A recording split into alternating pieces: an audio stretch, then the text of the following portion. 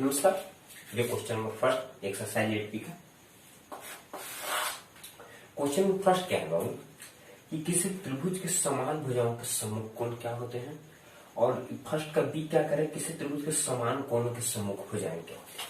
इसका एक छोटा सा कॉन्सेप्ट है, उसे हम समझने का प्रयास करते हैं। ठीक है, ये कोई ट्रायंगल है। ठीक है, तो सबसे पहले जानते हैं कि इस ट्रायंगल का नाम देते हैं कुछ ए जी। ठीक है, तो अब समझते हैं कि इसका समूह कोण और समूह भुजा कैसा क्या होता है। ठीक है बाबू, तो ये एंगल बी का समूह भुजा कौन होगा बाबू, ये सी हो जाएगा। ठीक है, इसे हम स्मॉल बी से डिनोट कर रहे हैं। ठीक है, बी का समूह भुजा कौन हो जाएगा, ये सी हो जाएगा। सी का समूह भुजा कौन हो जाएगा, ये बी हो जाएगा। और ए का समूह भुजा कौन हो जाएगा, बी सी हो जाएगा। ठीक है बाबू, आई होप आपको समझ में आ गया कि समूह भुजा कौन होते हैं। ठीक है, तो फर्स्ट क्वेश्चन क्या कर रहा था कि समान भुजाओं के समूह कोण क्या होता है। हम मान लेते हैं क्या कि ए बी बराबर क्या है, ए सी है। ठीक है, तो समान भुजा कौन है बाबू, ए बी और ए सी है ना। ठीक है, तो क्या होगा, समान जो भुजा है उसके क्या होगा, क्या उसका समूह कोण क्या होंगे। तो एसी का ए बी के समूह कोण कौन है, सी ना, और ए सी के समूह कोण कौन है, बी। तो क्या कह रहा है कि समान भुजाओं के समूह कोण क्या होंगे, बराबर होंगे। ठीक है बाबू, यदि ए बी बराबर ए सी है, क्या यदि ए बी बराबर ए सी है, क्या हो जाएगा, एंगल बी बराबर एंगल सी हो जाएगा। ठीक है, तो फर्स्ट का ये क्या हो जाएगा, बराबर हो जाएगा। ठीक है, फर्स्ट का ये, और बी क्या कर रहा है, यदि उसके सम्मुख कोण दोनों बराबर हैं, तो क्या दोनों सम्मुख भुजा बराबर होगी, बिल्कुल बराबर होगी। यदि ए बी बराबर ए सी है तो एंगल बी बराबर एंगल सी होगा, यदि एंगल बी बराबर एंगल सी है तभी ए बी बराबर ए सी होगा। ठीक है बाबू, और यदि एक और समझना चाहते हैं तो इस पर आते हैं। मान ले दे दिया क्या है बाबू, ए बी बराबर बी सी। ठीक है, क्या दे दिया है, ए बी बराबर बी सी है। ठीक है, तो ए बी के सामने कौन है सम्मुख भुजा, सी है ना, तो एंगल सी हो जाएगा। और बी सी के सामने कौन है सम्मुख भुजा, बी सी के सामने कौन है, ये है एंगल। ओके, आई होप अब आपको क्लियर हो गया। अब आते हैं क्वेश्चन नंबर सेकंड पर।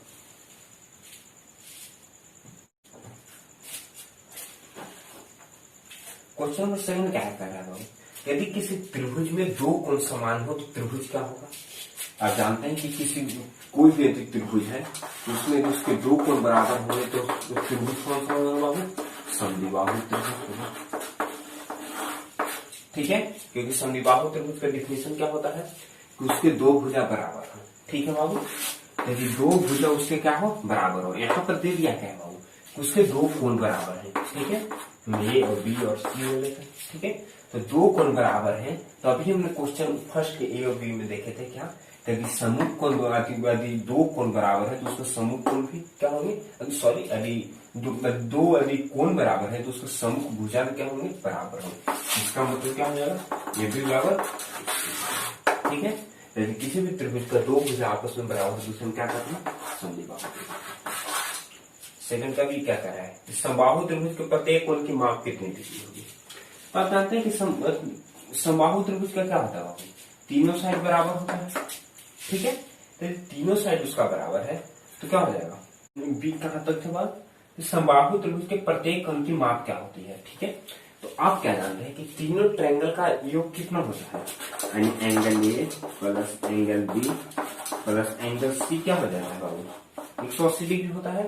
ठीक है, और तो आपको इस क्वेश्चन में क्या कहा है कि क्या है, ए बी सी एक समबाहु त्रिभुज है। ठीक है बाबू, तो समबाहु त्रिभुज है, इसका मतलब क्या हो जाएगा, उसका तीनों कोण बराबर, तीनों साइड बराबर है। ठीक है, मतलब क्या, ए बी बराबर ए सी बराबर बी सी है।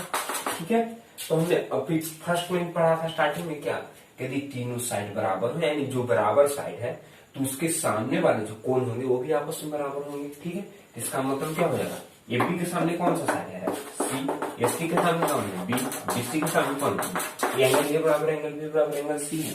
एंगल ए बराबर एंगल बी प्लस सी कितना है बाबू, 180 डिग्री है। तो क्या कर सकते हैं कि 3 एंगल ए बराबर 180 डिग्री। ठीक है, क्योंकि एंगल ए और एंगल बी एंगल सी तीनों बराबर है। एंगल ए क्या आ जाएगा, 60 डिग्री, तीनों एंगल बराबर ना है, एंगल बी क्या हो जाएगा, 60 डिग्री, एंगल सी भी क्या हो जाएगा, 60 डिग्री। ठीक है,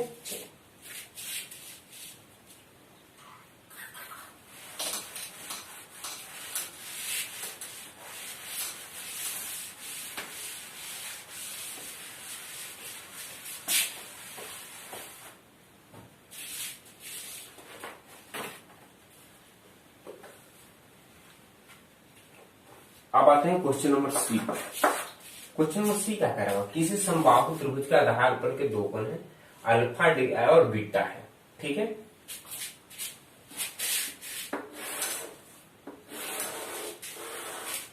ठीक है बाबू, तो समबाहु त्रिभुज के आधार पर के दो कोण कौन है, एक अल्फा हो गया, एक बीटा हो गया, ठीक है। तो अल्फा और बीटा में क्या संबंध है?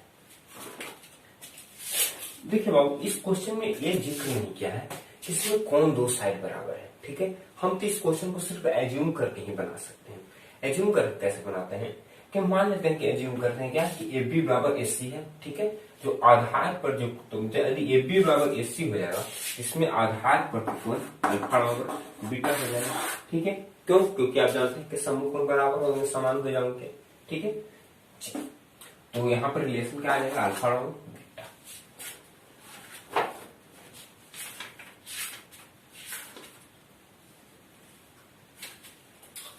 अब आते हैं question number third. Question number third क्या कर रहा है, एक त्रिभुज एबीसी में ए बी बराबर ए सी है। त्रिभुज ए बी सी में क्या है बाबू, ए बी बराबर ए सी है, एंगल बी 50 डिग्री है, एंगल बी 50 डिग्री हो गया। तो एंगल ए की माप पूछ रहा है बाबू, ए बी बराबर ए सी है, ठीक है बाबू। तब जानते हैं कि समान भुजाओं के समूह कोण क्या होते हैं, बराबर होते हैं, ठीक है। तो ए बी बराबर ए सी है, तो ए बी और ए सी के सम्मुख भुजा कौन है, एंगल बी और एंगल सी है ना बाबू, ठीक है। इसका मतलब क्या हो जाएगा कि एंगल बी बराबर एंगल सी, ठीक है। अब पुनः आप जानते हैं कि तीनों कोणों का ये क्या होता है, 180 डिग्री। तो कह सकते हैं कि angle A plus angle B plus angle C बराबर 180 डिग्री।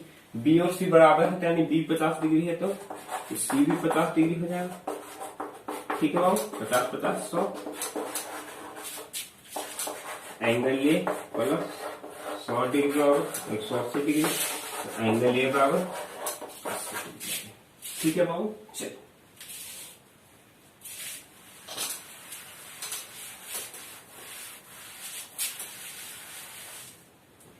अब थर्ड का बी क्या कह रहा है, त्रिभुज एबीसी में ए बी बराबर ए सी और ए 100 डिग्री है।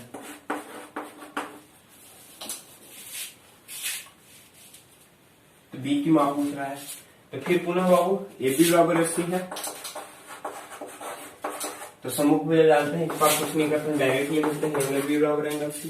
पुनः इस बार तीनों कोणों का 180 डिग्री होगा, तो 100 plus angle B plus angle C बराबर 180 डिग्री। बी और सी बराबर है ना, तो 2 एंगल बी बराबर 80 डिग्री, तो एंगल बी बराबर 40 डिग्री और एंगल सी बराबर 40 डिग्री, ठीक है बाबू। चलिए अब आते हैं क्वेश्चन नंबर सी पर। ये 50 है और बी 80 है, तो एक त्रिभुज क्या होगा।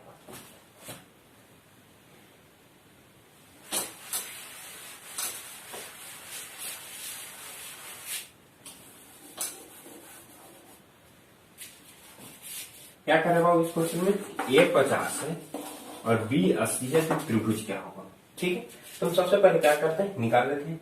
ए 50 है और ए 80 है, ठीक है। तो आप जानते हैं क्या, त्रिभुज के तीनों कोणों का योग क्या होता है बाबू, 180 डिग्री, ठीक है। ये पता है ना 50, बी पता है ना 80, तो सी निकल जाएगा, बिल्कुल निकल जाएगा, ठीक है। तो एंगल सी बराबर 80 और 50 क्या होता है, 130। 180 में से 130 निकल जाएगा, तो क्या हो जाएगा 50 डिग्री, ठीक है। बी और सी चलिए, तब यहाँ पर ध्यान से देखिए, दो कोण बराबर आ रहे हैं ना बाबू, कौन कौन, एंगल ए बराबर एंगल क्या आ रहा है, सी आ रहा है। तो हम कह सकते हैं ना क्या कि त्रिभुज एबीसी है समद्विबाहु त्रिभुज।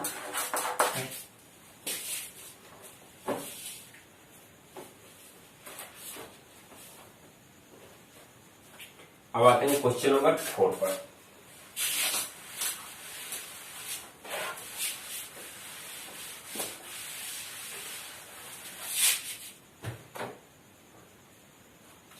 समकोण समद्विबाहु त्रिभुज के किसी एक न्यून कोण की माप बताइए।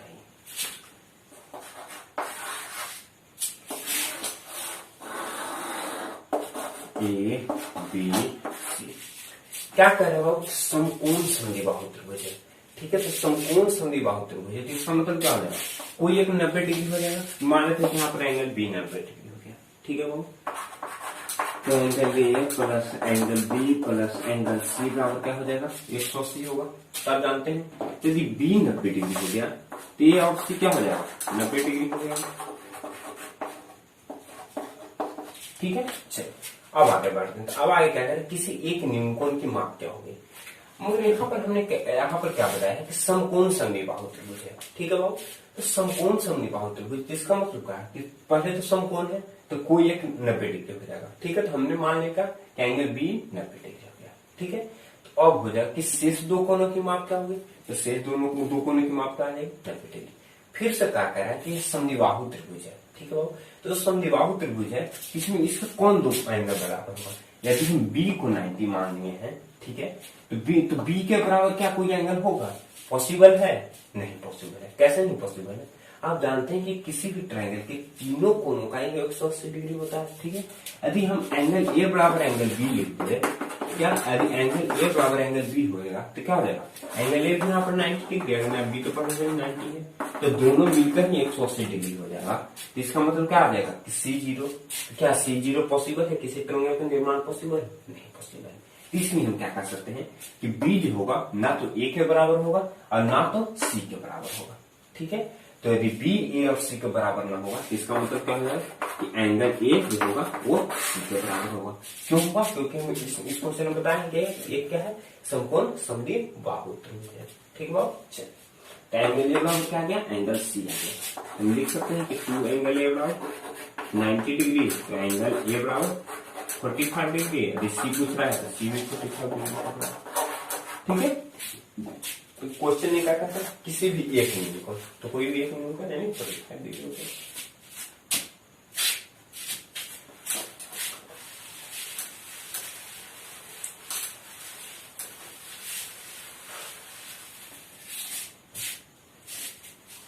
बी क्या कर रहा है, समद्विबाहु त्रिभुज के आधार पर प्रत्येक कोण यदि शीर्ष का 2 गुना हो तो शीर्ष कोण की माप हो जाए। समद्विबाहु त्रिभुज के आधार पर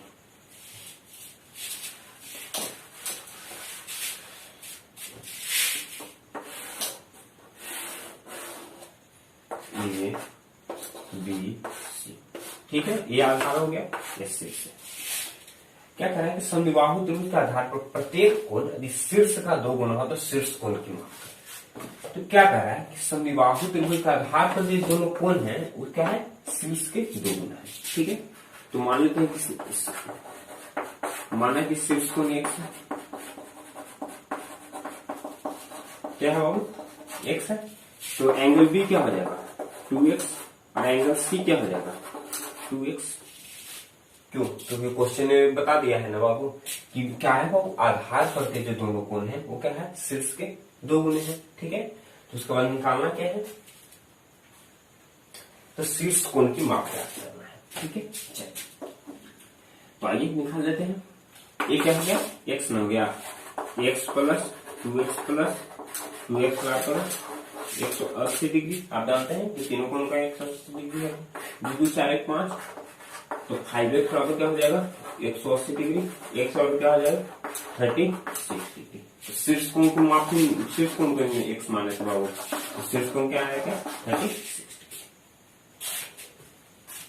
यदि बी और सी पूछेगा तो क्या हो जाएगा 36 गुना 72 डिग्री।